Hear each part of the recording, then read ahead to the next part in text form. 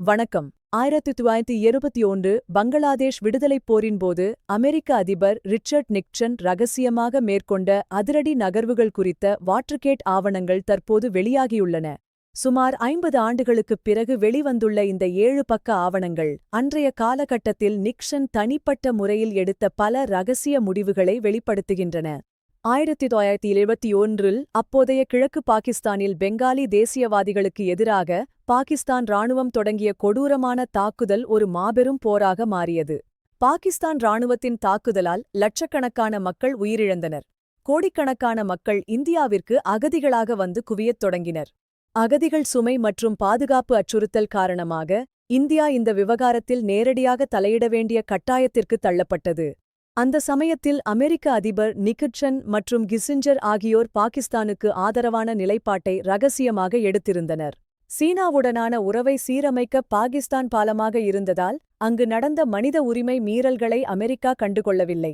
India பாகிஸ்தானை தாக்கினால் அதற்கு பதிலடியாக சீனா இந்தியா மீது தாக்குதல் நடத்தினால் அமெரிக்கா சீனாவுக்கு ஆதரவு அளிக்கும் என்று நிக்சன் ரகசியமாக வாக்குறுதி அளித்திருந்தார். இந்தியாவை அச்சுறுத்துவதற்காக நிக்சன் தனது மிகப்பெரிய போர்க்கப்பலான USS என்டர்பிரைஸ் வங்கக் கடலுக்கு அனுப்ப உத்தரவிட்டிருந்தார். சோவியத் யூனியனையும் நிக்சன் எச்சரித்தார். இந்தியாவுக்கு ஆதரவு அளிப்பதை குறைத்துக் கொள்ளாவிட்டால் அமெரிக்காவுடனான உறவு பாதிக்கப்படும் என்றார். அமெரிக்க தூதரக அதிகாரி ஆர்ச்சர் பில்லட் அங்கு நடப்பது இனப்படுகொலை என்று எச்சரித்தும் நிக்சன் நிர்வாகம் அதை நிராகரித்தது. இவ்வளவு வாக்குறுதிகள் அளித்தும் சீனா ஏன் போரில் ஈடுபடவில்லை? இதற்கு பின்னால் சில முக்கியமான காரணங்கள் இருந்தன.